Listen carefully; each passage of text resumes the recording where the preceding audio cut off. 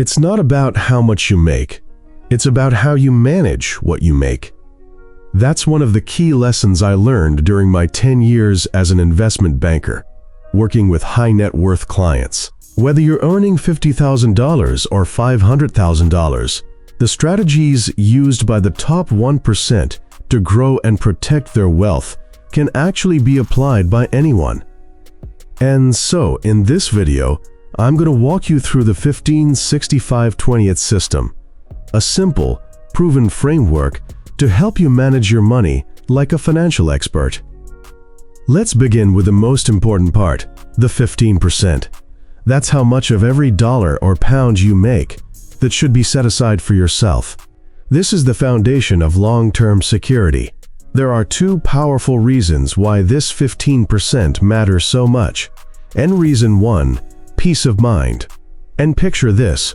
You're going about your day, and suddenly you're hit with a flat tire, an unexpected medical bill, or a family emergency. Without an emergency fund, you're not only stressed about the situation itself, but also about how to pay for it.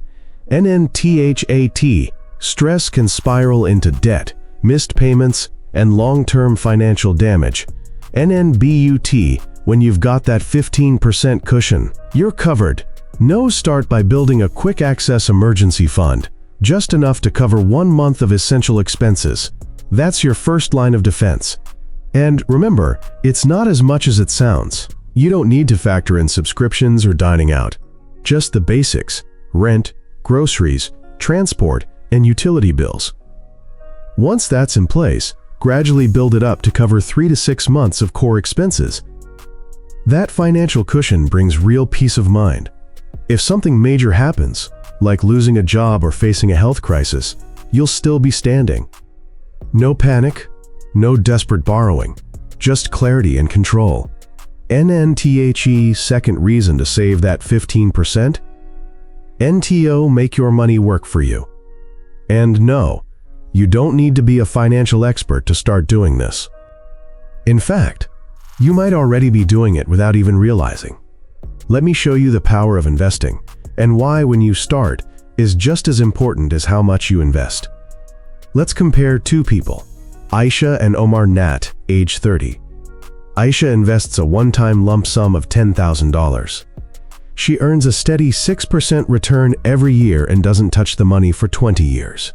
By the time she's 50, her $10,000 has grown to an impressive $32,071, all without adding a single extra dollar. Now, let's look at Omar. He waits until age 40 to start investing. He contributes $2,000 every year for the next 10 years, totaling $20,000. He also earns the same 6% return annually. But by the time he turns 50, his total investment has only grown to $27,944. NNSO.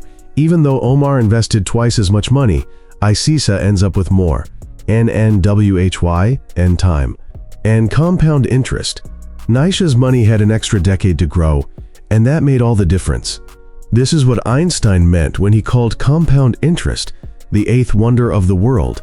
NNTHE, earlier you start, the more powerful your results. Your money earns returns, and those returns earn returns.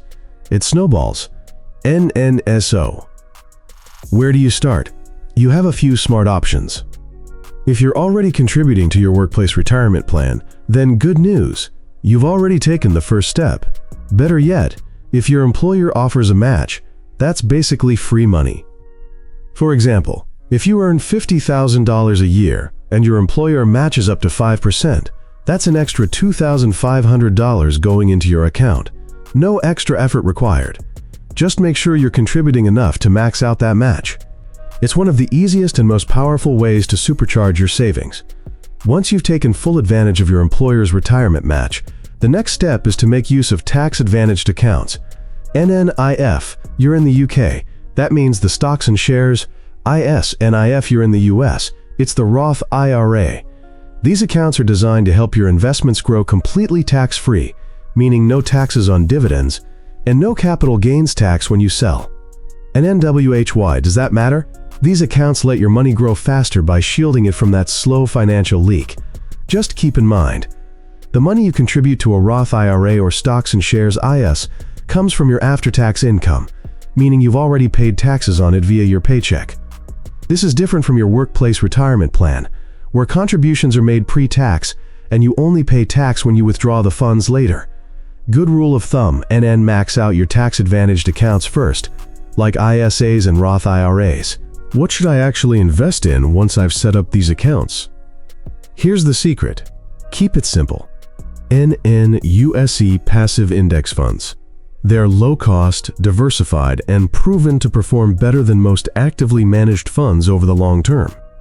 These funds track the overall market. So instead of picking individual stocks, your money is spread across hundreds of companies, lowering risk while still capturing long-term growth. And the best part? You don't have to constantly monitor or tinker. Just contribute regularly, let the fund do the work, and let time compound your efforts. It's literally the lazy person's path to wealth, and it's the exact approach used by many of the world's most successful investors. Now let's talk about the 65%. This is the portion of your income that should go toward your essential living expenses. This includes things like NN rent or mortgage payments, groceries, transportation, utilities, and well-deed or BUT. You know how it goes. You get a raise, and suddenly that modest apartment feels too small, or you decide to upgrade your car. What seems like progress can actually become a financial setback if it leads to higher fixed costs. That's why putting a cap at 65% is so important. NNIF. You're not careful, your expenses will rise to match your income, and before you know it, you're still living paycheck to paycheck, just with nicer furniture. NNTHE 65% rule gives your budget breathing room and protects your financial progress. Yes, it can be challenging, especially if you live in an expensive city, but that's exactly why it matters. And according to the UK's Office for National Statistics, housing is the biggest expense, making up around 19% of weekly spending, and transportation comes next at around 14%, including fuel, vehicle purchases, and public transport. Here's what to do. Take a moment to audit your own spending, write down your top expense categories.